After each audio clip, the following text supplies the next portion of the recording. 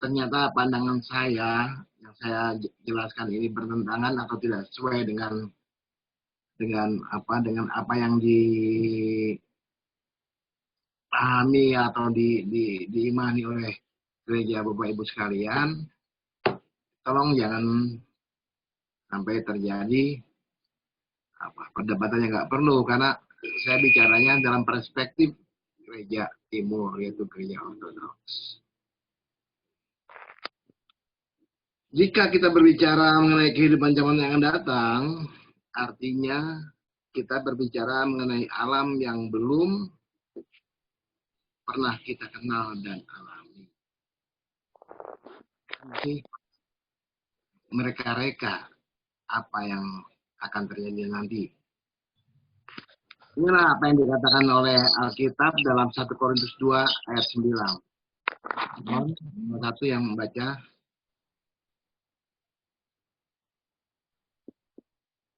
1 Korintus 2 ayat 9.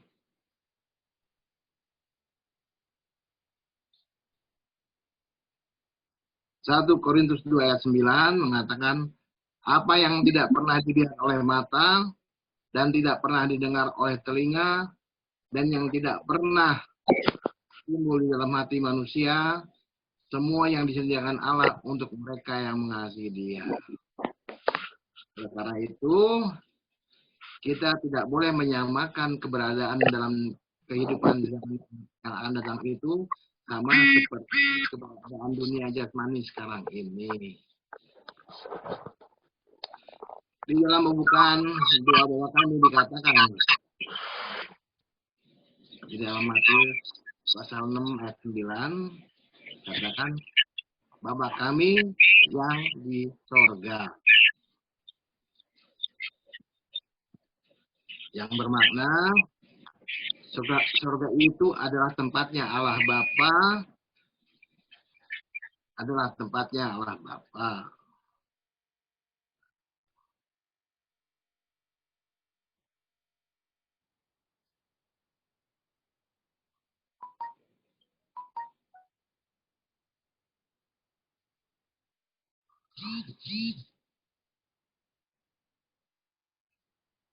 Tempatnya Allah Bapa. Namun jika kita mengerti hal ini secara hurufiah, akan terjadi masalah. Sebab jika Allah berada di dalam sorga, maka sorga itu harus lebih besar dan lebih besar dari Allah, supaya Allah bisa berada di dalamnya. Jika demikian halnya, maka Allah bukan maha besar lagi. Berarti Allah dapat dilokasikan dalam suatu ruang. Itulah sebabnya kita harus mengerti sorga itu bukan dalam pengertian dimensi ruang dan waktu, seperti yang kita mengerti dalam alam jasmani ini. Demikian juga ketika Tuhan Yesus Kristus mengatakan mengenai tujuannya naik ke sorga, beliau mengatakan di dalam Yohanes 14 ayat 2, di rumah Bapakku banyak tempat tinggal. Jika tidak demikian, tentu aku mengatakannya kepadamu. Sebab aku pergi ke situ untuk menyediakan tempat bagimu. Dan apabila aku telah pergi ke situ dan telah menyediakan tempat bagimu, aku akan datang kembali dan membawa kamu ke tempatku, supaya di tempat di mana aku berada, kamu pun berada. Jadi, jika rumah Bapa dan tempat di mana Sang Kristus berada, dan tempat yang disediakan Yesus bagi kita itu, jika kita mengerti secara jasmani, maka akan bertabrakan dengan ajaran kitab suci lainnya. Jadi, apa yang dimaksud dengan rumah Bapa itu adalah di mana Allah bersemayam. Menurut kitab suci dikatakan demikian di dalam 1 Timotius 6 ayat 16.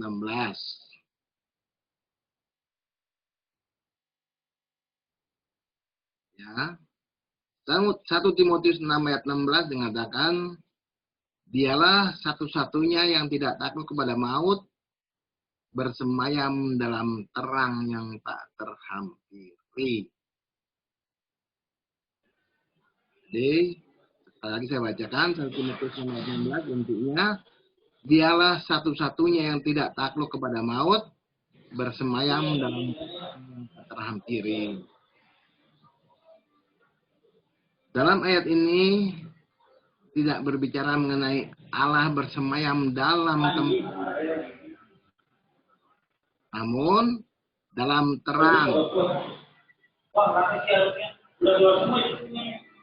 Dan terang itu adalah terang yang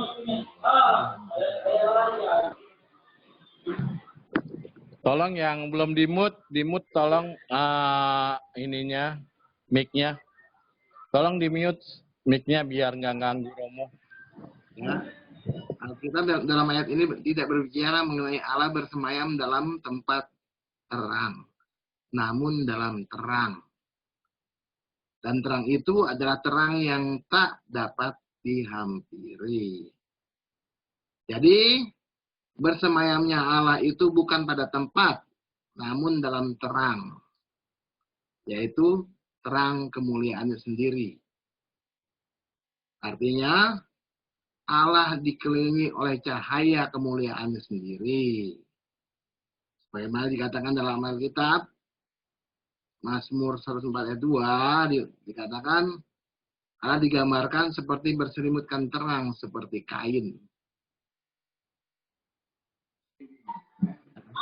Allah berselimutkan terang.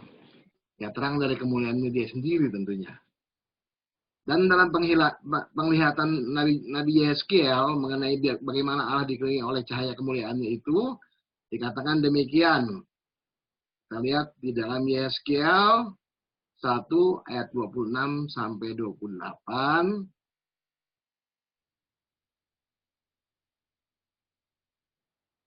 Ada menyerupai tahta yang kelihatannya seperti permata lazurit, dan di atas yang menyerupai tahta itu ada yang kelihatan seperti rupa manusia.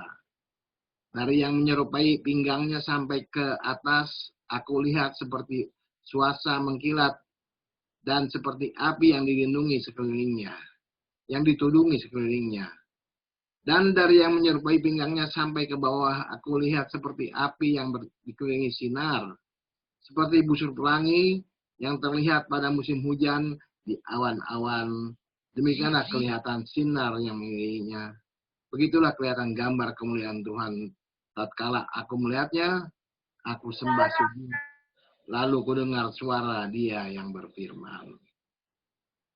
Nah, itu Yeskiel 1 ayat 26 dan sampai 28.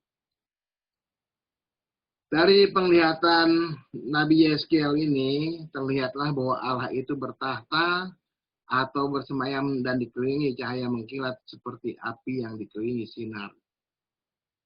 Jadi, memang dalam terang itulah Allah bersemayam. Karena terang di mana Allah bersemayam itu tak lain adalah cahaya kemuliaannya sendiri. Dan Allah dan cahaya kemuliaannya itu tak dapat dipisahkan, maka dapat dikatakan Allah bersemayam dalam dirinya sendiri. Itulah sebabnya, jika tempat Allah itu dapat dikatakan sebagai sorga, maka sorga itu tak lain adalah Allah itu sendiri.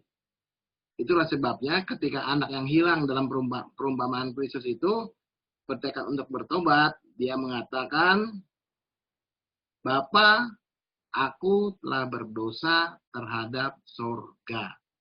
Coba bandingkan di dalam Lukas 15 ayat 18. Jadi si anak yang hilang itu berdoanya, Bapa, aku telah berdosa terhadap sorga. Sebagai ganti, aku telah berdosa terhadap Allah. Anak yang hilang ini mengatakan, aku berdosa terhadap sorga. Dengan demikian, ia menyamakan Allah itu dengan sorga.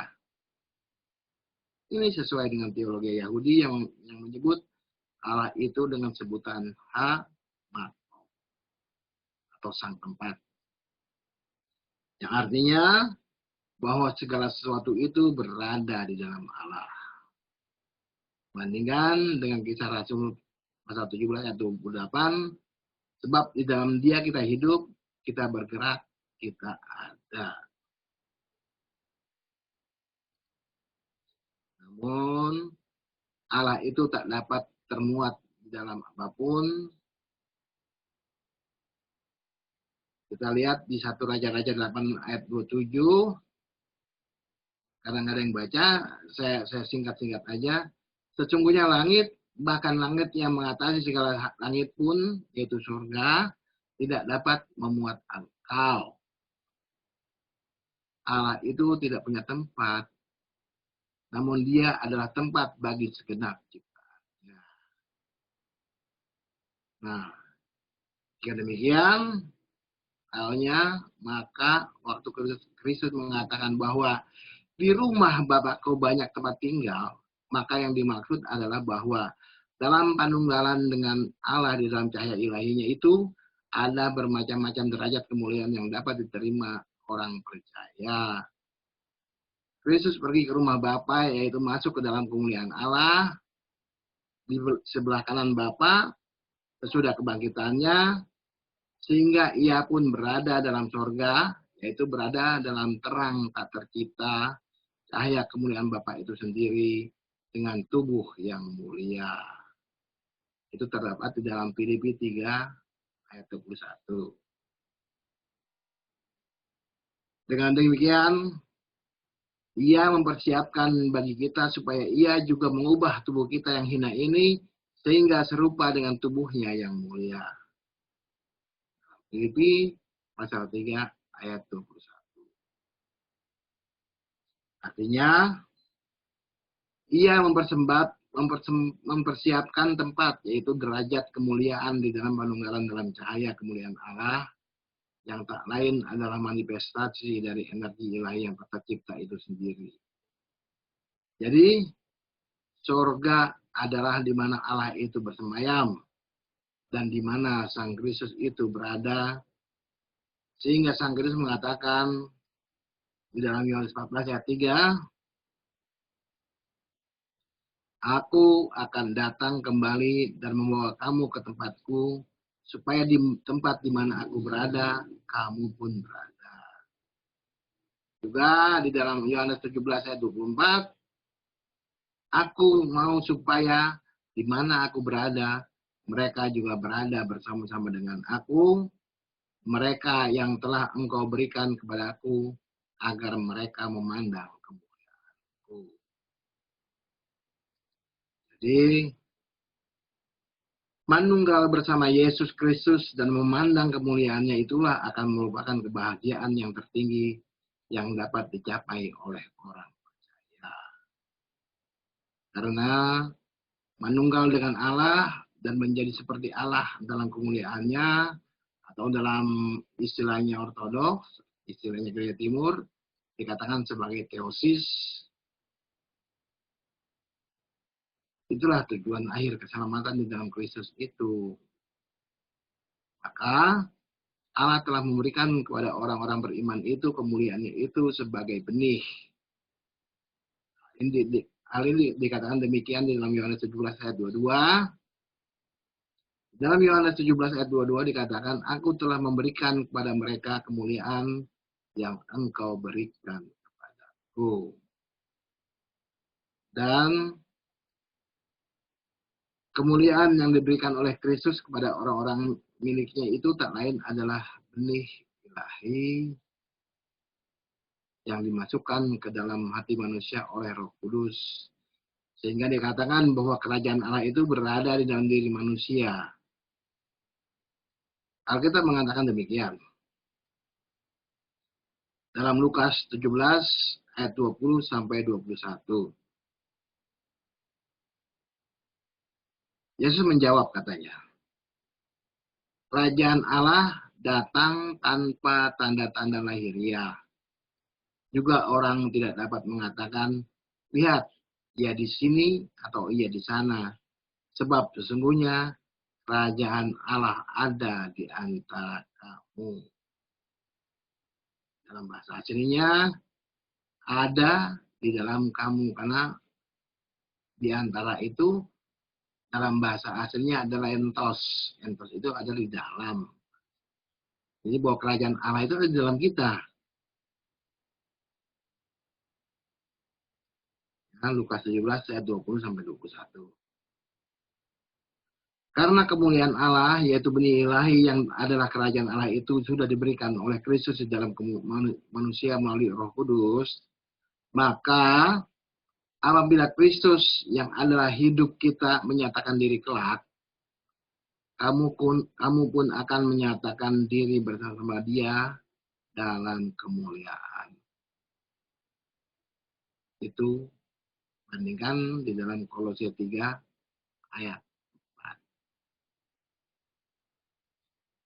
Kita akan menyatakan diri bersama Kristus dalam kemuliaan pada saat kedatangannya. Karena ke dalam hati dan batin kita kemuliaan ilahi atau benih ilahi yaitu kerajaan Allah itu telah diberikan. Sedangkan pada saat kedatangan Kristus yang terlebih dahulu akan didahului dengan gemuruh yang dahsyat di segenap jagat semesta, karena penghancuran alam semesta sebagai awal perubahan dalam alam semesta itu terjadi untuk diubah menjadi langit baru dan bumi baru. Sebagaimana dinyatakan di dalam 2 Petrus 3 ayat 10 sampai 13. Di sini dikatakan, hari Tuhan akan tiba seperti pencuri. Pada hari itu langit akan lenyap dengan gemuruh yang dahsyat, dan unsur-unsur dunia akan hangus dalam nyala api, dan bumi dan segala yang ada di atasnya akan hilang lenyap. Segala sesuatu ini akan hancur secara demikian. Pada hari itu, langit akan binasa dalam api, dan unsur-unsur dunia akan hancur karena nyalanya. Tapi sesuai dengan janjinya, kita menantikan langit yang baru dan bumi yang baru di mana terdapat kebenaran.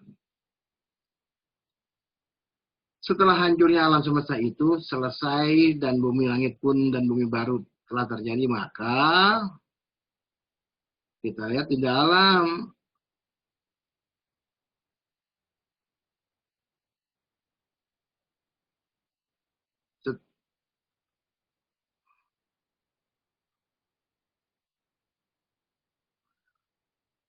aku melihat langit.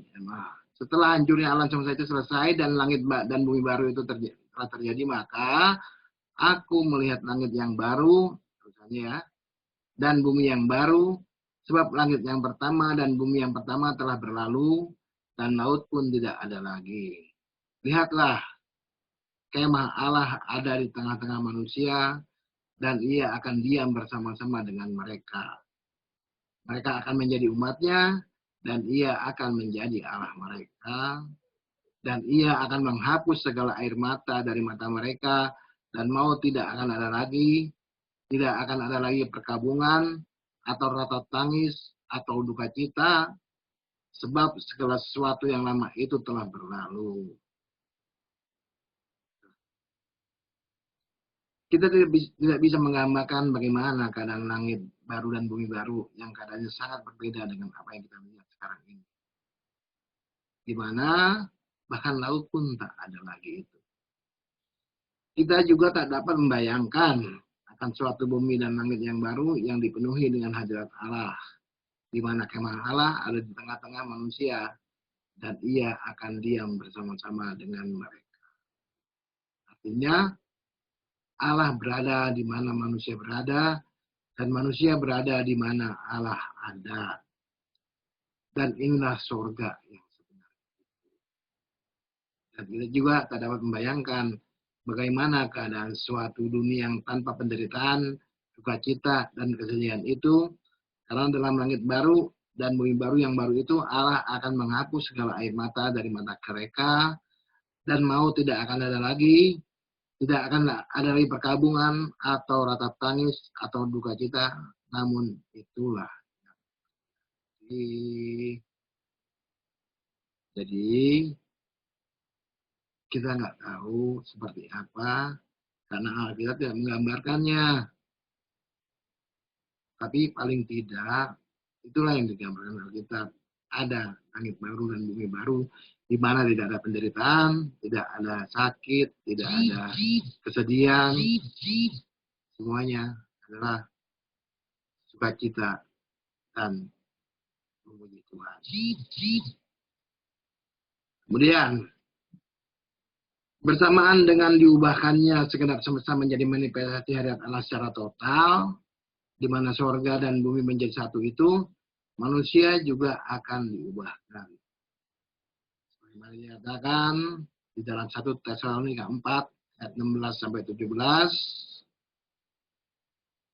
1 Tesalonika 4 ayat 16 sampai 17 dikatakan, sebab pada waktu tanda diberi, yaitu pada waktu penghulu malaikat berseru dan sangkakala Allah berbunyi, maka Tuhan sendiri akan turun dari sorga, dan mereka yang mati dalam Kristus akan lebih dahulu bangkit. Setelah itu, kita yang hidup, yang masih tinggal, akan diangkat bersama-sama dengan mereka dalam awan menyongsong Tuhan di angkasa. Demikianlah kita akan selama-lamanya bersama-sama dengan Tuhan. Itu 1 4 ayat 16-17. Namun, sebelum kita diangkat sehingga dapat menyongsong Tuhan di angkasa itu, tubuh kita yang telah mati dan dikuburkan itu akan dibangkitkan. Atau kita yang belum sempat mati, namun Sang Kristus sudah datang, dikatakan tidak akan mati semuanya, tetapi semuanya akan diubah dalam sekejap mata pada waktu bunyi nafir yang terakhir. Sebab nafiri akan berbunyi dan orang-orang mati akan dibangkitkan dalam keadaan yang tidak dapat binasa, dan kita semua akan diubah. Karena yang dapat binasa ini harus mengenakan yang tidak dapat binasa, dan yang dapat mati ini harus mengenakan yang tidak dapat mati. 1 Korintus 15 ayat 1-53. Nah, dengan kita semua diubah, itulah kita akan menyatakan diri bersama-sama dengan Kristus dalam kemuliaan itu. Dalam keadaan tak dapat binasa lagi sesudah kebangkitan itu, orang percaya telah memiliki tubuh mulia juga, sehingga mereka yang dianggap layak untuk mendapat bagian dalam dunia yang lain itu dan dalam kebangkitan dari antara orang mati, tidak kawin dan tidak dikawinkan. Nah ini loh. Ini bahayanya. Ada di ajaran lain mengatakan ketika di surga itu digambarkan seperti di dunia ada kawin-mengawin. Di surga kita nggak perlu kawin-mengawin karena tubuh kita, tubuh kemuliaan, tidak perlu lagi hal seperti itu. Sebab mereka tidak dapat mati lagi. Mereka sama seperti malaikat-malaikat dan mereka adalah anak-anak Allah karena mereka telah dibangkitkan. Itu ada di Lukas 20 ayat 35 sampai 36. Demikian juga makanan dan minuman jasmania tak diperlukan oleh tubuh yang mulia itu. Karena kerajaan Allah bukanlah soal makanan dan minuman, tapi soal kebenaran, damai sejahtera, sukacita oleh Roh Kudus. Roma 14 ayat 17. Dalam keberadaan yang mulia itu manusia tak memerlukan lagi pemuasan nafsu badani, makan dan seks. Karena ia telah dikuduskan dan tak memiliki hawa nafsu rendah lagi. Apalagi pada saat itu manusia beriman akan berkeadaan di tempat di mana aku berada, kamu pun berada. Dan dimanapun aku berada, mereka juga berada bersama-sama dengan aku, agar mereka memandang kemuliaan. Artinya, manunggal dan bersekutu terus-menerus dengan Kristus. Dan memandang kemuliaan Kristus, dan dengan demikian, kita akan menjadi sama seperti dia, sebab kita akan melihat dia dalam keadaan yang sebenarnya. Ini kita belum melihat keadaan sebenarnya. Bahkan para rasul pun belum melihat keadaan dia yang sebenarnya. Baru ada penampakan ketika Yesus bertemu dengan Elia di Gunung Tabor itu dengan Musa.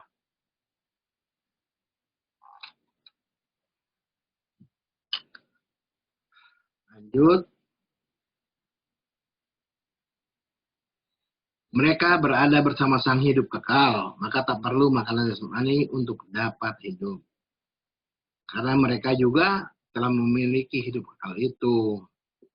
Juga mereka memandang kemuliaan ilahi dalam wajah Kristus yang tak dapat dibandingkan dengan apapun keindahannya. Maka mereka tak perlu dipuaskan dengan hubungan seks di surga bagi memuaskan batin mereka. Malahan mereka diubah dari kemuliaan yang satu kepada kemuliaan yang lain. Itu ada di 2 Korintus 3:18. Sehingga menjadi sama seperti Dia. Yohanes 3:2.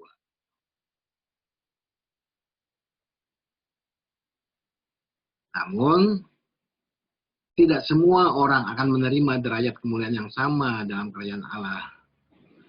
Dunia dan langit yang baru itu, sebagaimana dikatakan di dalam 1 Korintus 15 ayat 40 dan sampai 42.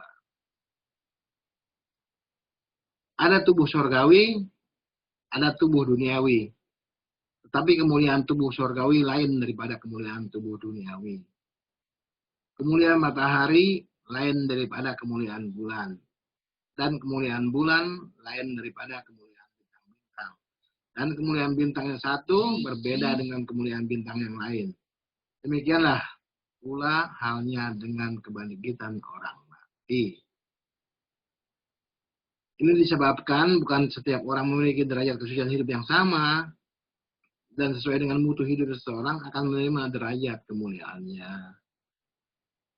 Jadi ketika di surga, nanti derajat kemuliaan kita beda-beda. Mungkin Pak Rahman karena lebih suci dari saya, wah, ya mungkin derajat kemuliaannya tinggi, sementara saya cuma biasa-biasa aja. Gitu. Hal ini dikatakan demikian di dalam 1 Korintus 3 ayat 11 sampai 15. Karena tidak ada seorang pun yang dapat meletakkan dasar lain daripada dasar yang telah diletakkan, yaitu Yesus Kristus. Jadi dasarnya orang masuk surga itu adalah Yesus Kristus, bukan yang lain. Jadi setiap orang yang percaya pada Kristus dan dibaptis, ya pasti akan selamat, akan masuk surga. Cuma permasalahannya di surga ada kemuliaan yang berbeda-beda. Kita lihat. Entahkah orang membangun di atas dasar ini dengan emas, perak, batu permata, kayu, rumput kering, atau jerami. Sekali kelak pekerjaan masing-masing orang akan nampak karena hari Tuhan akan menyatakannya, sebab ia akan nampak dengan api, dan bagaimana pekerjaan masing-masing orang akan diuji oleh api itu. Jika pekerjaan yang dibangun seseorang tahan uji, ia akan mendapat upah. Jika pekerjaannya terbakar, ia akan menderita kerugian, tetapi ia sendiri akan diselamatkan, tetapi seperti dari dalam api. Berdasarkan ayat ini, kita temukan pemahaman bahwa dasar keselamatan itu tak lain hanya Yesus Kristus saja. Namun, di atas dasar ini orang harus membangun suatu kebajikan dan kehidupan kudus dengan mutu-mutu masing-masing, yaitu mutu yang seperti emas, perak, batu permata, kayu, rumput kering, atau jerami. Masing-masing mutu pekerjaan seseorang akan diuji oleh api pada hari Tuhan. Sehingga itu menjadi nyata. Jika pekerjaan seorang tahan uji, dia akan mendapat upah. Jika terbakar, dia mendapat kerugian. Dan bahwa kedatangan Tuhan Yesus Kristus akan disertai dengan api itu dinyatakan demikian dalam kitab suci yang lain. Lihat di dalam 2 Tesalonika 1 ayat 7 sampai 10.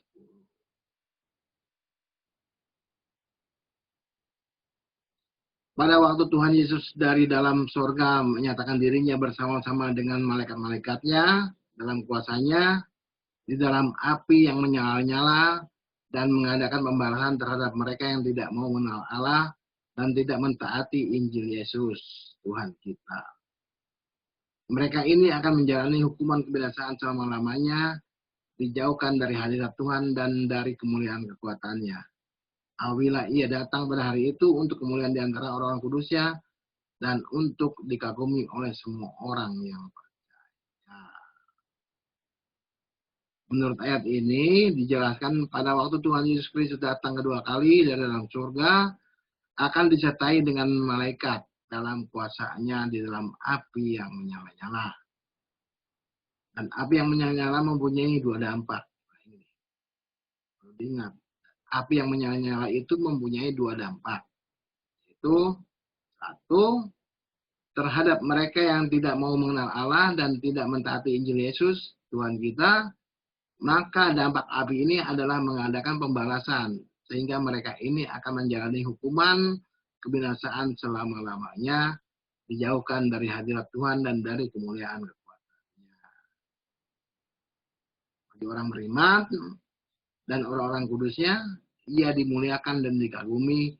Dengan kata lain, api ini membawa kemuliaan bagi mereka. Itulah neraka itu.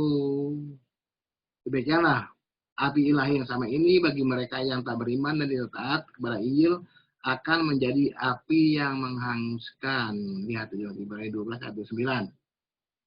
Bandingkan ya, Ibrani 12 ayat 9. Dengan dampaknya mereka menerima pembalasan, yaitu menjalani hukuman kebinasaan selama-lamanya, dijauhkan dari hadirat Tuhan dan dari kemuliaan kekuatannya. Artinya mereka terpisah dari Allah, dan itulah neraka. Jadi neraka juga bukan suatu tempat, tapi satu keadaan, sama seperti surga itu. Kalau surga itu adalah penyatuan dengan Allah, neraka itu adalah keterpisahan dengan Allah. Sehingga kasih karunia yang berupa cahaya kemuliaan itu bagi orang yang percaya itu akan memberikan kemuliaan. Tapi bagi orang yang tidak percaya itu akan menjadi api yang membakar. Api ilahi yang sama itu mendatangkan kemuliaan bagi yang layak lewat Allah, namun sebaliknya menjadi siksa bagi mereka yang memberontak dan tiada berguna.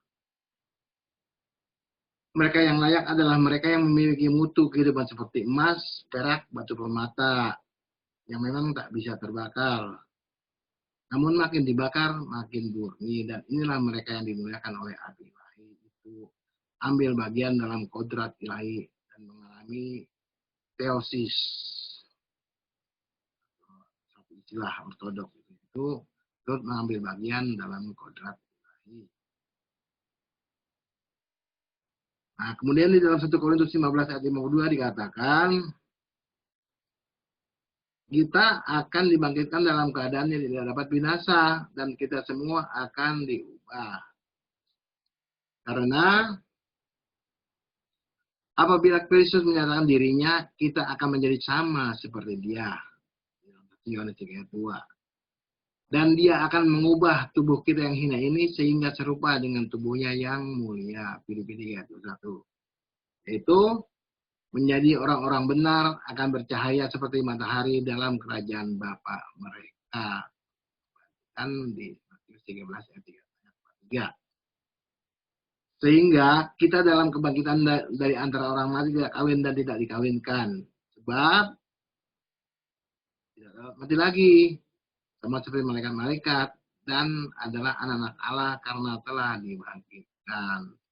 Bandingkan dengan Lukas 20 ayat 35-36.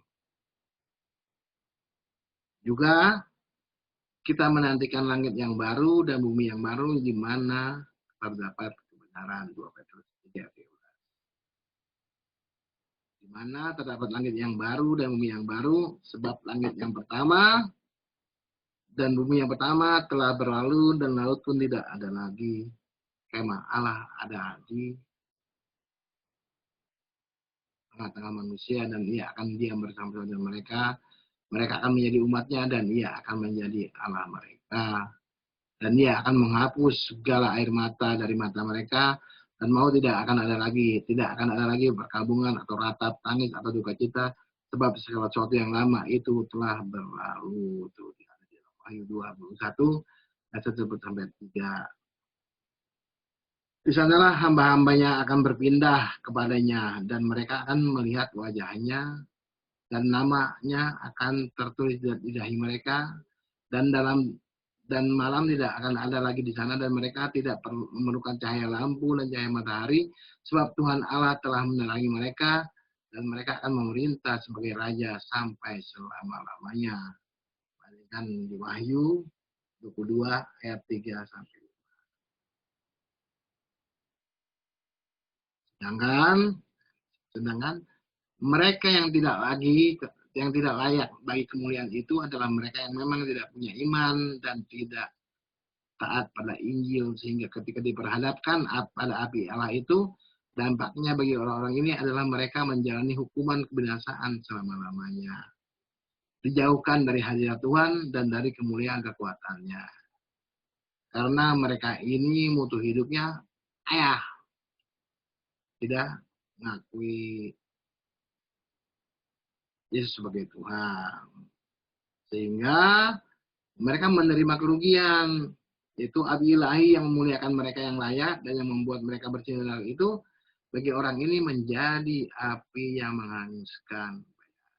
Bandingkan dengan Ibrani 12. Sehingga sebenarnya mereka yang beriman itu menerima kebahagiaan, kemuliaan hidup kekal, kasih kekal, dan sukacita kekal bersama Kristus. Mereka yang menolak Kristus itu akan menerima kengerian kekal, menjalani hukuman kebinasaan selama-lamanya, jauhkan dari hadirat Tuhan dan dari kemuliaan kekuatannya, serta masuk ke dalam api yang kekal yang telah tersedia untuk iblis dan malaikat-malaikat. Bandingkan di dalam Matius 20 ayat 1. Sanalah roh-roh mereka yang telah menyatu dengan tubuhnya akan dibakar itu akan menderita karena tubuhnya dengan utuh dijamahkan ke dalam neraka. Kan di Matius 5 ayat 29 sampai 30. Sebab semua orang yang telah dalam kuburan yaitu telah berbuat jahat akan bangkit untuk dihukum. Kita lihat di dalam Yohanes 5 ayat 29. Pak Rahman tolong dihidupkan ini ayat penting Yohanes 5 ayat 29. Tolong dibacakan. Yohanes 5 ayat 29. Sebentar, Romo.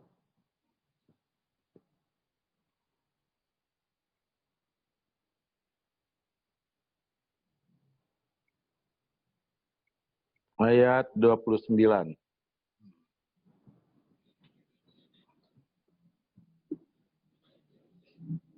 Dan mereka yang telah berbuat baik akan keluar dan bangkit untuk hidup yang kekal. Tetapi mereka yang telah berbuat jahat akan bangkit untuk dihukum. Itu. Jadi orang yang bangkit itu ada dua. Bangkit untuk mendapatkan kemuliaan, tapi bagi orang yang berbuat jahat akan bangkit untuk dihukum. Itu loh. Jadi dihukumnya kenapa? Karena tadi, jadi bukan Allah yang menghukum sebetulnya. Jadi saya terangkan sedikit. Allah itu ketika Tuhan Yesus turun yang kedua kali, dia datang dengan kemuliaan. Kemuliaannya itu cahaya. Nah, cahaya ini bagi orang-orang yang telah diubahkan, kita semua yang diubahkan menjadi tubuh kemuliaan juga. Cahaya kemuliaan Yesus itu akan menjadi kita tambah mulia. Seperti emas yang dibakar oleh api itu makin kelihatan, makin cemerlang emasnya kan. begitu juga yang lain kayak perak sama segala macam. Sehingga akhirnya kasih karunia yang berupa kemuliaan itu akan menjadi kita semakin lama semakin mulia. Lah, sebaliknya bagi orang-orang yang tidak percaya, tidak siap menerima api kemuliaan itu, sehingga ketika kemuliaan itu datang, kepada dia kasih karunia itu datang berupa kemuliaan Allah, berupa energi ilahi itu, kepada mereka itu jadi berupa siksaan. Itu loh. Nah, permasalahannya karena kehidupan nanti itu adalah kehidupan kekal, baik bagi orang yang suci maupun orang yang jahat, itu hidup kekal. Jadi sehingga akhirnya siksaannya pun menjadi siksaan kekal. Jadi Allah tidak menciptakan neraka, tapi merekalah yang masuk ke dalam neraka itu sendiri. Makanya dikatakan di dalam Matius sebentar ya.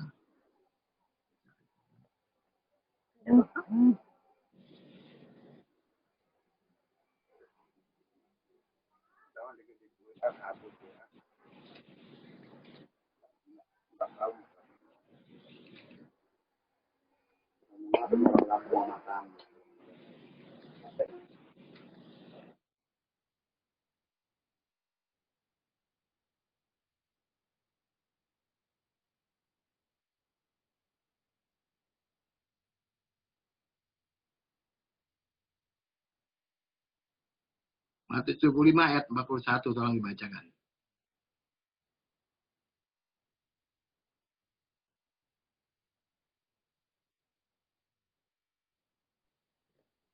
Ya, Matius 25 ayat 41. Dan ia akan berkata juga kepada mereka yang di sebelah kirinya, "Nyala dari hadapanku, hai kamu orang-orang terkutuk, nyala ke dalam api yang kekal, yang telah sedia untuk iblis dan malaikat-malaikatnya." Nah, jadi neraka itu untuk iblis malaikatnya. Karena apa? Karena iblis itu menolak kasih karunia Allah sehingga dia ingin menjadi seperti Allah. Kita lihat di dalam Yeskiel maupun di dalam Yesaya itu neraka calon iblis. Iblis itu jatuh itu karena ingin menyamai Allah, sehingga akhirnya malaikat itu jatuh malah menjadi iblis, sehingga akhirnya dia tidak bisa lagi mendapatkan kasih karunia dari Allah, sehingga kasih karunia itu yang berupa energi ilahi itu menjadi api yang membakar. Demikian juga orang-orang yang ikut iblis itu mau nggak mau akan ikut bersama dengan iblis itu di tempatnya itu, gitu loh. Jadi menjadi api yang membakar karena sifatnya kekal, maka api yang membakarnya itu kekal. Jadi permasalahannya Allah tidak pernah menciptakan surga atau neraka, enggak. Tapi neraka itu tercipta akibat manusia mengikuti iblis yang menentang Allah. Jadi itulah akhir dari kehidupan yang akan datang. Ini ya, saya cukupkan sampai di sini dulu, karena nanti akan panjang sekali waktunya. Karena ini masih panjang, karena tulisan ini saya tulis dulu sampai 2 jam lebih. Tapi intinya itu ya. Itulah isi dari kehidupan yang akan datang itu dari kacamata gereja timur atau gereja ortodoks. Ya, oke teman-teman, mungkin ada yang ingin bertanya, boleh dibuka mic-nya. Silakan. Halo, selamat malam Romo. Malam. Ya, menyambung pertanyaan yang 2 minggu lalu Romo. 2 minggu ini kan saya pernah bertanya Romo. Ya. Bahwa saya, Allah tidak mungkin menghukum manusia yang telah diciptakan menurut gambar dan rupanya untuk dihukum kekal di neraka gitu Romo. Karena menurut pemahaman saya, ya mohon dikoreksi, Allah itu kan adalah kasih Romo. Jadi secara logikanya sulit untuk dipahami apabila manusia itu harus dihukum untuk selama-lamanya di api neraka gitu ya. Walaupun neraka tersebut tadi Romo sudah jelaskan bukan diciptakan untuk manusia, tapi manusia Allah ke dalam neraka bila tidak mau menerima kasih karunia yang dari Tuhan atau jadi sebagai pengikut iblis. Nah, jadi sekali lagi saya ulangi pertanyaannya,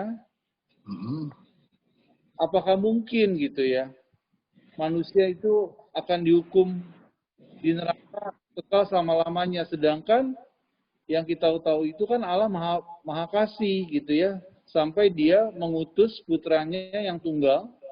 Ya repot-repot lah istilahnya, kalau kita logika awamnya, orang awam kok repot-repot Tuhan mengutus, tapi ujung-ujungnya manusia masuk neraka juga gitu Romo. Nah itu yang pertanyaan yang pertama Romo. Yang kedua, dengan penjelasan Romo, itu ada langit yang baru, bumi yang baru Romo. Nah ini banyak yang pertanyakan nih Romo, sebetulnya surga itu ada di mana gitu ya. Soalnya tadi kan sempat Romo juga sampaikan bahwa hal kerajaan Allah itu ada di antara kamu gitu ya. Nah, jadi banyak orang yang beda pendapat bahwa ada yang bilang surga di bumi, ada juga ada yang di atas gitu Romo. Nah, itu aja Romo, terima kasih.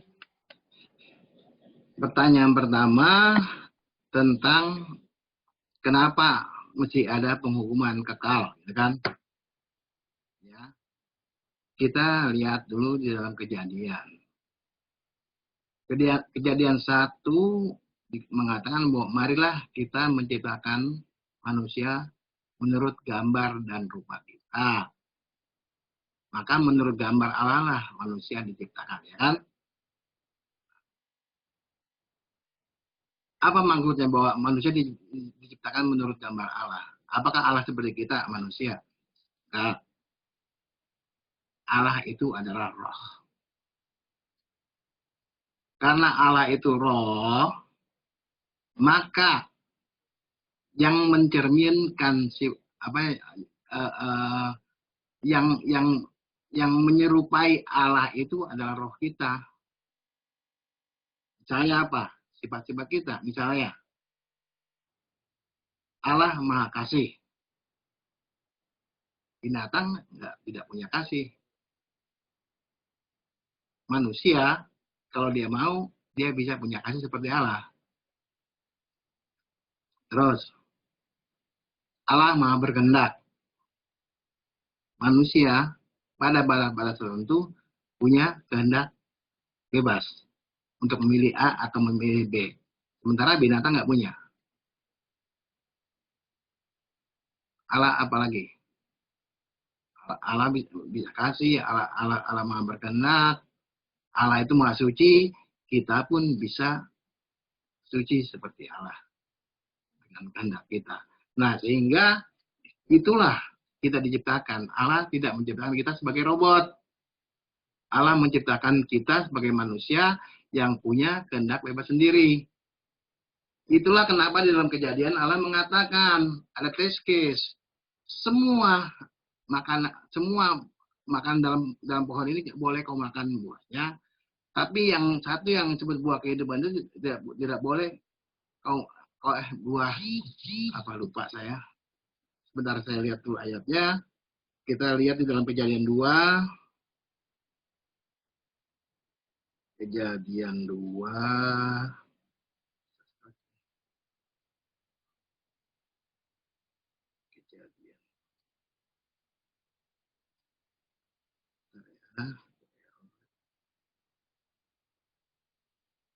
Kejadian 2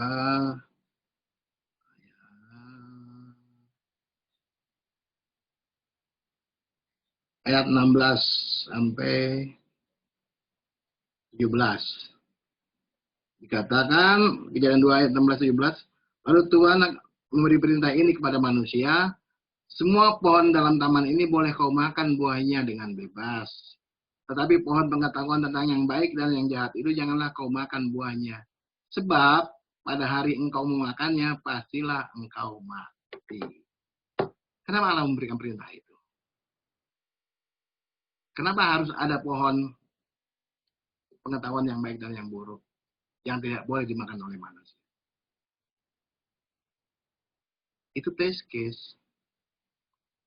Karena manusia kan diberi kehendak bebas untuk berbuat A atau B. Allah menginginkan manusia berubah dari gambar Allah menjadi rupa Allah. Maksudnya menjadi sama seperti Dia. Itulah. Tapi dengan kehendak bebas si manusia itu sendiri. Allah tidak menciptakan robot lah.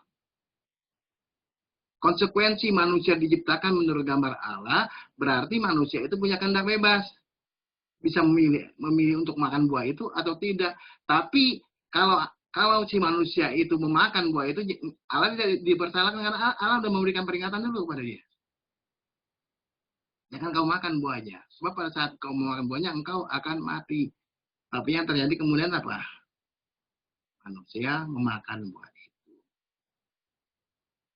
Apakah Allah dipersalahkan dengan kejatuhan manusia karena memakan buah itu? Ya tidak. Karena itu adalah pilihan bebas dari orang itu sendiri. Tetapi Allah dengan kasihnya nggak tinggal diam. Allah membuat satu rencana bahwa nanti suatu saat, ini sebenarnya nanti pada sesi yang berikut saya akan menerangkan ini kejadian ini akan menarik sekali gitu. Tapi ini sekilas saja saya jelaskan ya. Nanti kalau ada sesi yang kedua saya akan menjelaskan tentang asal muasal kejatuhan manusia. Ini menarik. Karena nanti ada hubungannya benang merahnya dengan turunnya Yesus Kristus dari surga ke dunia untuk menyelamatkan umat manusia ini. Nah, dengan memakan buah itu akhirnya manusia menukik ke bawah yang mestinya ke atas untuk sama dengan Allah, menukik ke bawah menjadi apa? Menjadi tidak suci. Akhirnya membuat hubungan antara manusia dengan Allah itu terputus. Sehingga manusia tidak lagi mempunyai kemuliaan Allah. Karena energi ilahi atau kemuliaan atau kasih, ini agak repot juga, saya mesti panjang ini. Karena apa? Ini saya harus mengajarkan juga tentang masalah kasih itu apa? Kasih itu adalah energi ilahi yang disalurkan oleh Roh Kudus. Karena di dalam Roma 5 ayat 5 dikatakan bahwa Roh Kudus disalurkan, bahwa kasih Allah disalurkan oleh Roh Kudus. Padahal kasih itu adalah berupa energi ilahi atau kemuliaan Allah yang disalurkan kepada umat manusia gitu. Nah, dengan kejatuhan manusia ini, manusia tidak lagi mempunyai hubungan antara manusia dengan Allah ini terputus, sehingga energi ilahi yang mengekalkan manusia ini, membuat kekal manusia ini menjadi tidak lagi tidak terputus, sehingga akhirnya manusia untuk mencari untuk mencari kekekalannya dicari dengan hal yang lain, yaitu makanan dan minuman. Tapi itu pun cuma sementara, akhirnya tetap kemudian mati. Itulah yang disebut dengan kematian. Nah, itu yang disebut dengan kematian tubuh.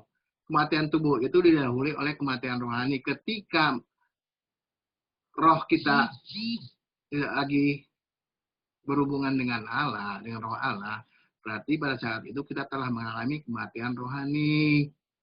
Dan kematian rohani kemudian diikuti dengan kematian tubuh. Nah, Yesus Kristus ini turun ke dunia ini, itu untuk mengembalikan manusia ini seperti zaman Adam sebelum jatuh dalam dosa. Nah, kenapa? Allah menciptakan manusia itu untuk tidak mati. Karena dikatakan di Kejadian 2 itu, kita kembali supaya lebih jelas ya.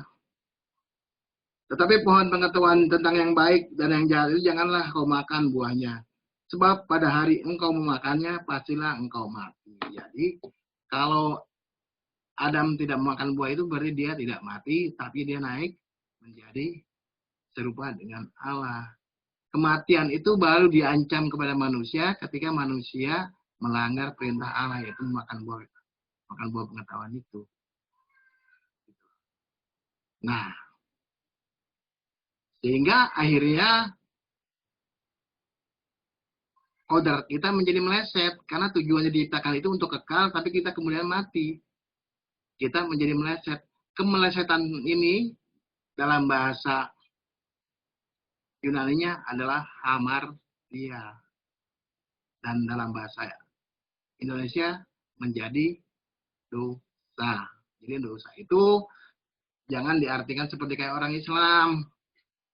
Kalau orang Islam mengatakan bahwa, saya nggak perlu pakai bahasa Arabnya, bahwa manusia, hadisnya mengatakan bahwa manusia itu lahir dalam keadaan suci, tapi di masyarakat lah orang itu bisa menjadi Nasrani, Majusi, aduh lupa saya tuh gitu. Seorang manusia itu pada dasarnya dilahirkan suci, tapi di dalam masyarakat lah orang itu akan menjadi Nasrani, menjadi Yahudi, Nasrani, atau Majusi. Nah, jadi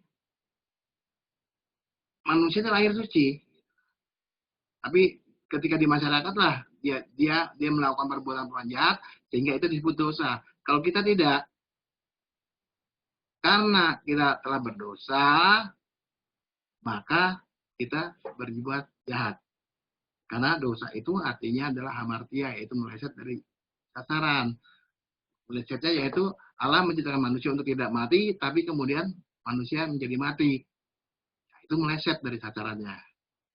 Ya. Akhirnya setiap manusia telah berdosa, dikatakan oleh di dalam Roma, karena kita semua telah berdosa dan telah kehilangan kemuliaan Allah. Jadi kita telah kehilangan kemuliaan Allah. Nah, Yesus turun ke dunia ini untuk mengalahkan itu, mengalahkan dosa, mengalahkan maut, dan mengalahkan iblis. Nah, nanti jika ada sesi yang berikut, saya akan bicara tentang ini, tentang keselamatan ini. Ini menarik, karena ini dulu. Nah, tetapi dengan turunnya Yesus ke dunia, manusia dibawa lagi ke dalam keadaan sama seperti Adam sebelum jatuh dalam dosa. Tapi karena tubuh kita ini tubuh dosa, Roma dikatakan, ini sering masih membawa kita kepada hal-hal yang berdosa juga. Makanya setelah diselamatkan pun kita harus berjuang terus untuk tidak lagi berbuat dosa. Gitu loh. Ya, kalau kita berbuat dosa, kita bertobat. Terus kualitas hidup kita ini makin hari harus makin di manage untuk semakin suci.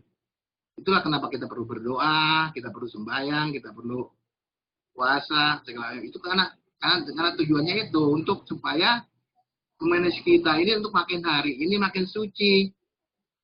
Karena itulah tadi saya bilang kan tadi derajat kemuliaan kita beda-beda. Kalau orang yang suci, orang yang ini akan lebih tinggi kemuliaannya, sementara orang yang hidupnya biasa saja mungkin kemuliaan tidak seperti itu, tapi mereka semua selamat sepanjang percaya kepada Tuhan Yesus Kristus dan hidup bergereja, gitu loh. Nah, sekarang kesimpulan. Tetapi karena roh itu adalah kekal, karena yang mati itu tubuh kan, roh itu tidak mengalami kematian, karena ternyata setelah manusia mati pun manusia enggak secara roh pun tidak mati, ada di Firdaus atau di Tartarus, dan kemudian roh-roh yang ini dibangkitkan lagi, diberikan tubuh-tubuh yang baru, gitu. Nah, tubuh yang baru ini tidak akan mati lagi, gitu loh. Nah, cuma permasalahan tubuh tidak akan mati lagi menjadi kekal, yang yang percaya pun hidupnya kekal, maupun yang tidak percaya pun tetap hidupnya kekal. Cuma bedanya kehidupan kekal itu, kalau yang percaya itu ketika Allah datang menyinarkan kemuliaannya, mereka menyambutnya dan akan menjadi malah menjadi lebih makin bersinar-sinar karena diberikan sinar kemuliaan Allah itu makin cemerlang. Sementara sinar ini menyentuh orang-orang yang berdosa akan terbakar karena mereka nggak siap. Itulah neraka. Jadi neraka pun bukan tempat sebetulnya gitu. Allah memberikan kasihnya ini menjadi hukuman bagi mereka. Allah tidak menghukum, Allah cuma mencurahkan kasih. Tapi kasih itu oleh mereka yang berdosa itu akibatnya ini malah apa ya? Malah bukan menjadikan baik, malah menjadikan buruk gitu loh. Tapi karena roh kehidupannya akan datang itu tidak akan mati lagi, jadi sehingga akhirnya keterbakaran itu juga menjadi kekal gitu loh. Sekali lagi Allah tidak pernah bermaksud menghukum manusianya sendiri yang tidak siap menghadapi kemuliaan Allah ketika dia turun yang kedua. Itu jawaban yang pertama. Terus yang kedua apa? Saya lupa. Yang kedua, Romo, banyak yang bertanya itu sebetulnya surga itu dengan bumi yang baru, langit yang baru itu di surga atau di bumi gitu, Romo, yang dimaksud. Ya langit baru dan bumi baru. Ya kita nggak tahu. Apakah bumi ini hancur, kemudian diciptakan langit baru dan bumi yang baru, atau bumi ini juga, langit yang ini juga, tapi diberikan kemuliaan gitu. Kita nggak tahu karena di dalam pembukaan tadi saya katakan kan, di dalam ada ayatnya mengatakan bahwa kita yang dijadikan kepada kita nggak tahu. Kita lihat, kita ulangi di dalam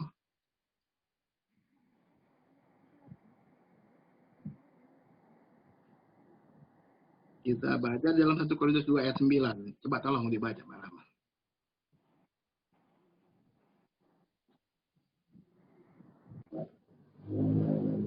2 ayat 9. 1 Korintus, Romo? 1 Korintus 2 ayat 9. Oke.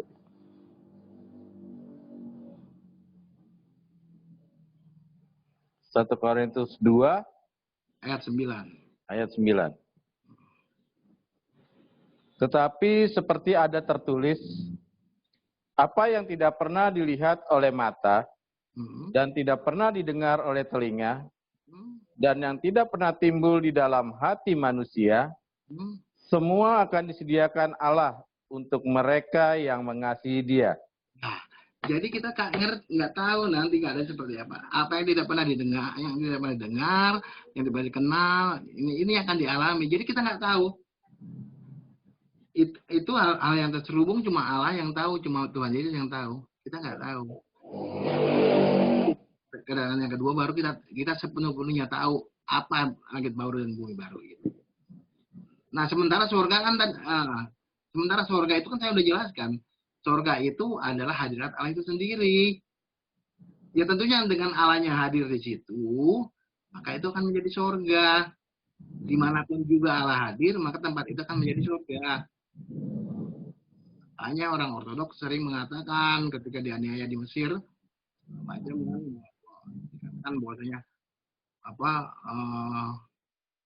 orang Kristen akan masuk surga. Mereka yang jawabnya enak aja. Akan masuk neraka, dibilang. Sudah nggak apa-apa, kami di neraka. Kalau dengan ada Tuhan Yesus, maka neraka kami akan menjadi surga. Ya, karena surga itu adalah kehadiran Allah, bukan tempat. Kan saya udah jelaskan. Ya, kalau surga itu tempat, Allah berada di surga, berarti tempatnya itu lebih besar daripada Allah. Berarti Allah tidak maha besar lagi. Berarti surga itu bukan tempat, tapi adalah hadirat Allah itu sendiri. Jadi kalau kita berada dalam surga itu, kita berada dalam hadirat Allah itu.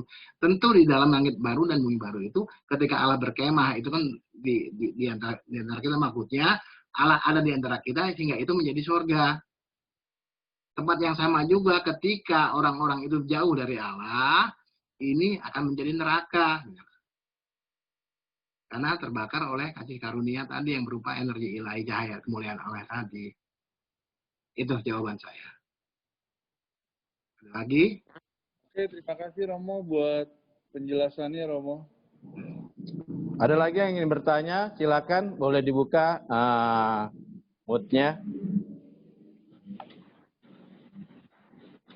Berarti Romo, kalau surga itu sebenarnya Allah hadir dan kemuliaannya itu yang hadir ya Romo? Iya. Ya, karena orang itu tidak beriman dan sebenarnya kasih karunia Allah turun, nah orang yang tidak beriman itu tidak siap untuk menerima itu. Iya. Jadi Sehingga mereka menjadi terbakar kan ya. Iya, akhirnya menjadi siksaan bagi dirinya. Itulah neraka. Itu neraka jadinya bagi pribadinya. Sebenarnya bukan tempat. Ya, sebenarnya tidak ada. Sebenarnya Yesus sendiri datang dengan kemuliaannya dan orang yang tidak siap menerima kemuliaannya jadi terbakar. Iya, itulah neraka. Ya. Oke, ada lagi yang ditanyakan? Boleh buka mute-nya, boleh bertanya, silakan. Ya, malam Romo. Malam Romo. Malam. Ya. Mau tanya. Tadi udah dengar penjelasannya Romo. Ini kan ada paham sekarang yang lagi apa ya? Lagi rame lah juga. Boleh khususnya di kalangan. Boleh kenal namanya, Bro? Oh, sorry ya. Ya, nama saya. Ya, nama saya ini Gunawan. Saya dari Makassar. Maaf loh, saya ini Romo yang agak yang kurang update. Jadi kadang-kadang kalau ada ini yang apa situasi yang baru, saya kadang-kadang kurang ngerti. Iya, tapi nggak apa-apa. Ya, artinya ini udah lama sebenarnya nih pahamnya, Romo. Jadi ada yang namanya paham predestinasi. Nah, itu bilangnya sekali selamat tetap selamat gitu kan, sekali percaya dan ya selamat, artinya sekali selamat tetap selamat, artinya dia paham ini menyatakan bahwa saya udah miliki surga lah gitu, udah miliki surga, jadi sekali saya percaya Yesus ya selamanya saya akan dapat surga itu, jalan ke surga itu udah jadi milik saya gitu. Akhirnya ternyata pada prakteknya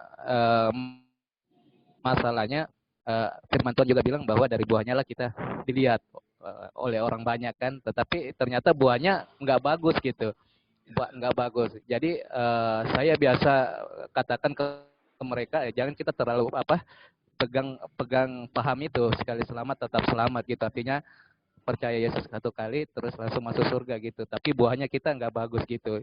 Gimana menurut Romo gitu? Iya. Itu saja Romo.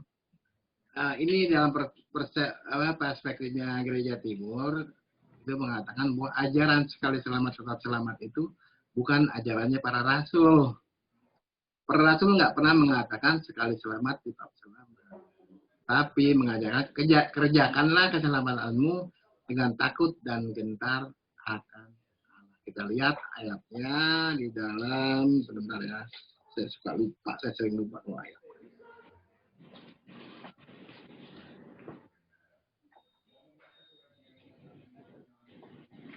Sebentar ya.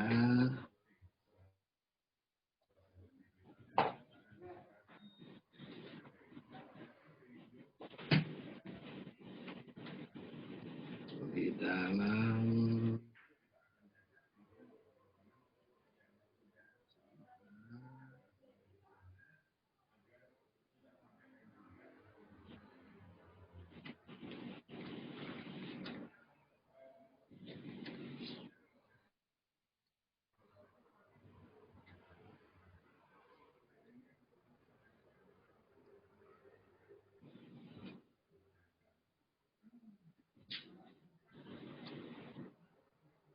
dalam Filipi 2 ayat 12 dikatakan, hai saudara-saudaraku yang kekasih, kamu senantiasa taat, karena itu tetaplah kerjakan keselamatanmu dengan takut dan gentar. Jadi keselamatan itu juga harus dikerjakan. Nggak mandek gitu loh. Benar, permulaan orang diselamatkan itu adalah ketika dia percaya, ya kan, dan dibaptis itu memang dia. Itu adalah pintu awal masuk dalam gereja atau dalam kerajaan Allah. Tapi kita nggak boleh berhenti karena apa? Karena yang diberikan itu baru benih. Iya kan, di satu Yohanes dikatakan kan, bagi orang yang percaya akan diberikan benih ilahi. Benih itu harus kita sirami, kita pupuk sehingga menjadi buah. Ini baru benih loh. Nah, itulah kenapa kita harus dilihat dari buah-buahnya itu loh. Kalau kita benih ini kita semai, kita sirami, kita pupuk, kita jaga gitu. Ini akan berbuah-buah kan. Sehingga yang dari buah-buahnya lah orang itu dia. Sama seperti Yakobus mengatakan, tunjukkan iman kamu dari perbuatanmu. Iya betul. Kalau kita cuma beriman, kita tidak berbuat apa-apa sebagaimana layaknya orang beriman, ya tidak ada artinya. Tapi kalau kita menolong orang miskin, menolong orang yang ini, oh iya dia punya iman kan begitu. Jadi iman itu harus dijawantakan dalam bentuk perbuatan. Dan inilah, dan untuk masuk ke surga itu harus suci. Ya mungkin masuk ke dalam kerajaan, bukan surga dalam pikiran tempat ya, maksudnya dalam kemuliaan Allah itu, untuk menyatu dengan Allah itu kita harus suci. Karena apa? Dalam sabda bahagia dikatakan apa?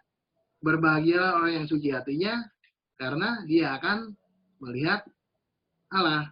Untuk melihat Allah itu diperlukan kesucian lah. Kalau kita hidup kita nggak suci, bagaimana kita bisa melihat Allah? Gitulah. Nah, sehingga akhirnya paham sekali selamat tetap selamat itu memang bukan ajarannya para rasul. Ya, oke, itu jawaban saya. Oke, makasih Romo. Makasih Romo. Lagi, sebelum kita tutup, saya udah salah juga karena saya baru agak sehat ini kemarin saya tadi tes, untung aja non reaktif, saya pikir saya reaktif, enggak. Ya begituan Romo ya. Iya, mungkin satu orang lagi, boleh ada yang mau bertanya? Saya mau bertanya, Romo. Silakan. Jika demikian tadi, Romo. Jika seandainya kita boleh namanya dulu tidak biar menghasilkan. Nama saya Ega.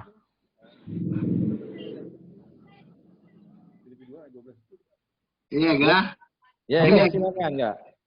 Jika kondisinya demikian ya, kita tidak menghasilkan buah-buah yang baik, apakah kemudian keselamatan kita bisa hilang? Gitu Romo. Keselamatan itu bisa hilang bukan karena kita tidak melakukan perbuatan baik. Perbuatan baik itu adalah buah dari keadaan jasmani kita. Karena dikatakan oleh Tuhan Yesus, dari dalamlah akan keluar. Ya kan? Karena kenajisan itu bukan apa yang di luar, tapi apa yang di dalam yang keluar. Maksudnya apa? Kalau hati kita baik, hati kita suci, itu yang akan keluar itu pasti adalah sesuatu yang baik.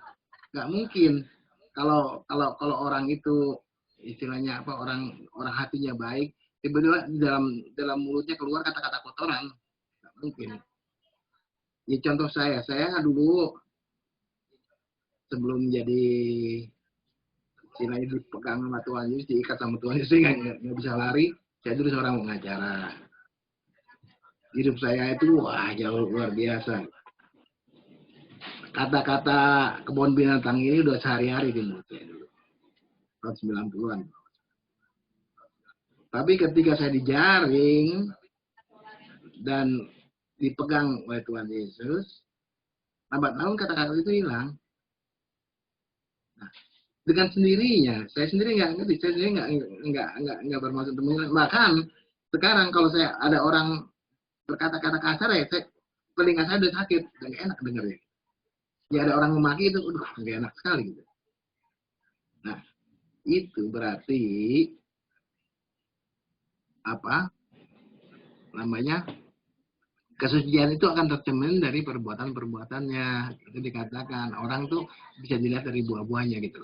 Nggak mungkin kalau seorang yang baik hati terus bisa mengumpat gitu dengan kasarnya, nggak mungkin. Ya itu jadi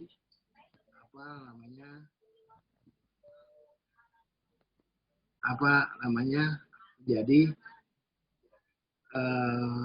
pegangan kita untuk menilai sampai di mana diri kita. Ya keselamatan itu tidak bisa hilang, yang menghilangkan diri kita sendiri. Kita lihat satu ayat dalam Matius.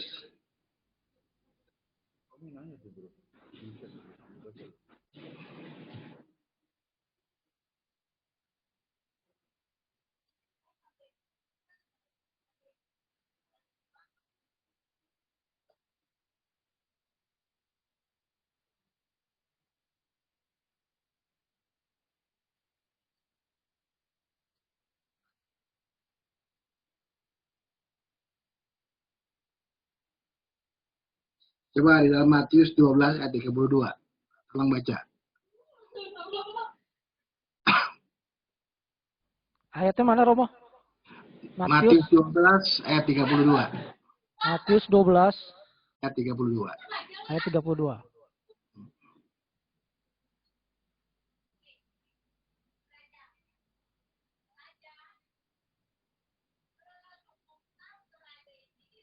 Apabila seorang mengucapkan sesuatu menentang anak manusia, Ya, terus diampuni.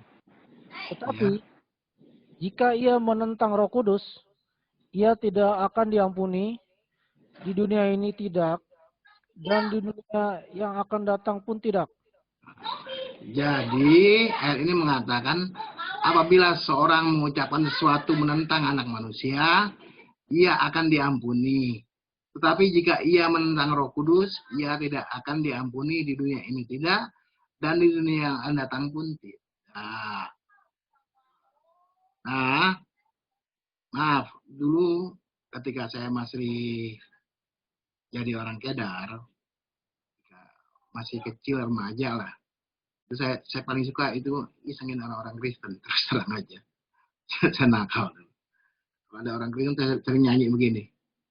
Yesus Kristus, itu maaf ya, Yesus Kristus kejebur di kakus. Gitu. Iya. Nah, apakah itu saya jadi tidak diampuni? Tidak. Karena apa? Karena pada saat itu saya belum mengenal keselamatan. Iya kan? Belum ada yang menginjili saya. Saya belum dijamah oleh Tuhan Yesus pada saat itu. Sehingga saya berbuat seperti itu gitu. Gitu.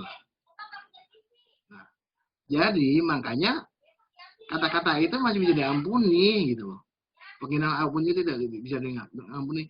Yang tidak dapat diampuni ini adalah jika dia menentang Roh Kudus. Menentang Roh Kudus itu apa? Murtad. Kenapa? Karena ketika seseorang menerima Tuhan Yesus sebagai Tuhan dan Juru Selamat, itu adalah karya Roh Kudus yang membisiki kita. Itulah. Karena Yesus mengatakan, aku akan mengetuk pintu, siapa yang buka pintunya, aku akan makan bersama dengan dia, kan? Nah, sehingga apapun pengenalan kita terhadap Kristus itu adalah karya dari Roh Kudus. Nah, kemudian ketika sudah ada kesaksian Roh Kudus, ketika kita sudah percaya, kemudian kita berubah untuk tidak lagi percaya kepada Dia, itu disebut sebagai menentang Roh Kudus karena sudah ada kesaksian Roh Kudus. Sehingga akhirnya tidak ada pengampunan untuk yang itu. Baik yang di dunia sekarang maupun yang di dunia akan datang. Selain itu, masih ada pengampunan. Kalaupun nggak diampuni di sini, bisa diampuni di dunia akan datang. Di mana? Yaitu di Firdaus dan Tartarus itu. Jadi, ya itulah kenapa orang-orang Ortodok masih mendoakan orang-orang yang telah meninggal. Karena ayat ini masih ada kemungkinan diampuni di dunia yang akan datang. Gitu. Mengenai apakah nanti diampuni atau enggak itu murni hak prerogatif dari Tuhan Yesus tentunya. Kita cuma memohonkan. Makanya sampai sekarang pun saya masih berdoa kepada Tuhan Yesus untuk keluarga saya. Gitu. Karena bapak ibu saya kan meninggal dalam keadaan masih muslim. Saudara-saudara saya semua masih muslim. Makanya saya sering berdoa. Mudah-mudahan bapak ibu saya diangkat oleh Tuhan Yesus dari Tartarus ke dalam Firdaus. Ya mengenai apakah itu diijabah kalau dalam bahasa Arabnya atau dikabulkan oleh Tuhan Yesus, itu hak prerogatif yang Tuhan Yesus, bukan saya lagi. Jadi gitulah. Jadi nggak usah takut sepanjang kita tidak murtad. Ya, yang penting kalau kita berbuat dosa, kita bertobatlah. Ya. Oke, terima kasih Romo. Oke. Ada mau bertanya lagi? Satu lagi silakan, Bro Tommy. Bro Tommy silakan open mic. Ya, halo Romo, apa kabar? Halo, apa kabar? Ayo, ini Timothy, ayo Timothy. Mau nanya, mau. Ya. Teman-teman banyak yang nanya, mau. Kemarin kan pada datang ke rumah.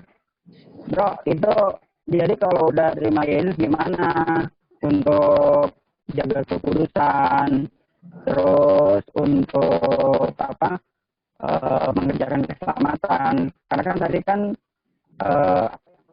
semalam juga aku kasih tahu ke temen bahwa keselamatan yang kita dapat itu kan baru benih.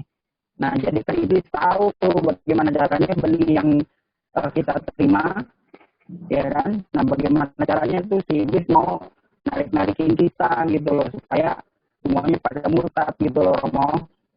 Nah, itu mesti apa yang kita lakuin, Romo? Mohon penjelasannya. Makasih, Romo. Ya, keselamatan itu baru benih. Bagaimana benih itu tumbuh? Benih itu bisa tumbuh kalau kita berada di dalam gerejanya.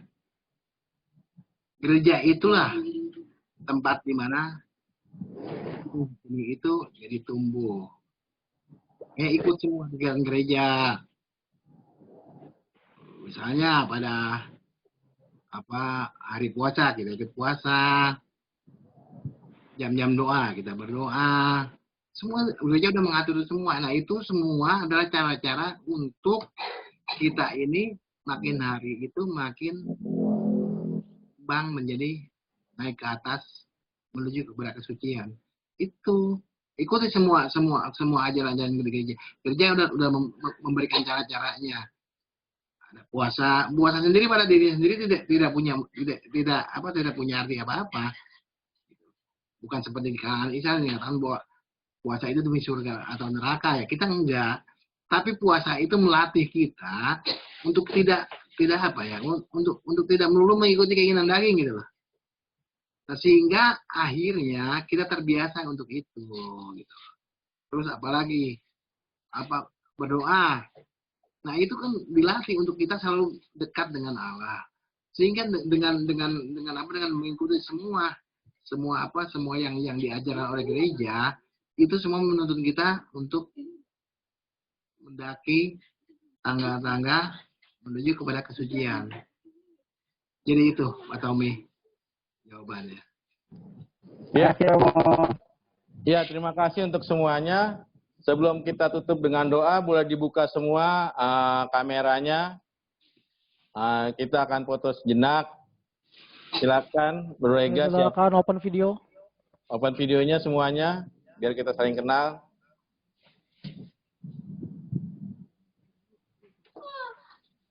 Iya, ini Ibu Salom, Ibu Maria Luis.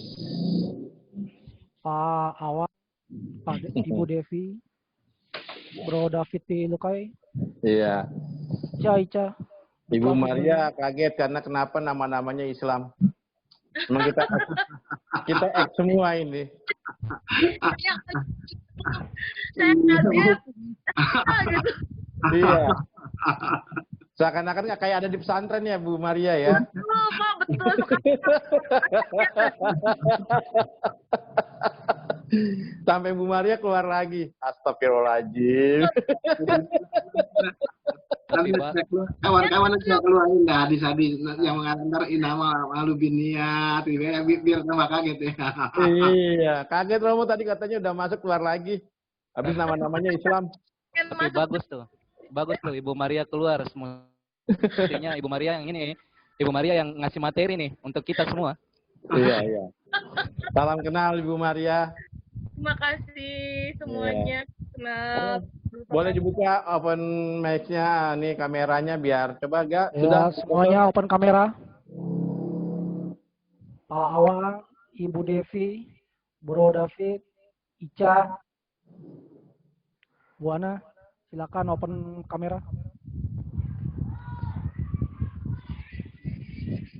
Oh ya.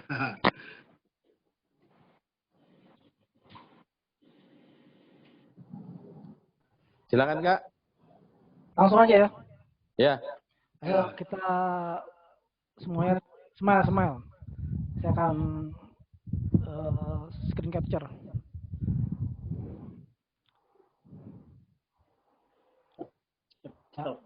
Satu, dua, tiga. Oke, sekali lagi ya.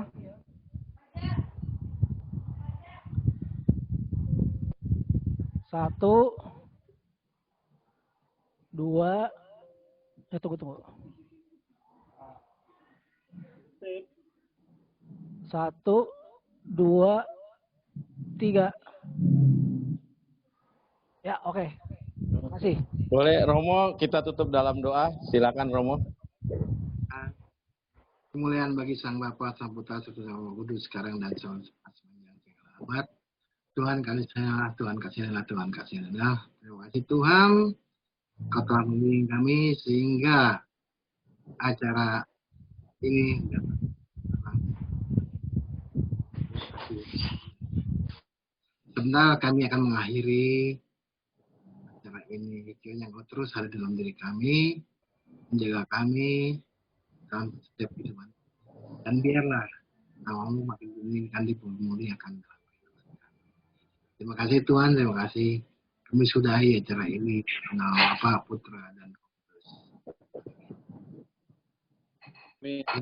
Iya, kita ucapkan sama-sama. Terima kasih Romo. Terima kasih. Ya, terima kasih. Tuhan berkati. Terima kasih Romo, Tuhan berkati Romo. Tuhan berkati. Iya, Terima kasih, Romo. saudara-saudara, Tuhan berkati semuanya. Sukses selalu. Sampai ketemu lagi kita di Rabu yang akan datang. Tuhan Yesus memberkati. Amin, amin. Ya, Tuhan Yesus.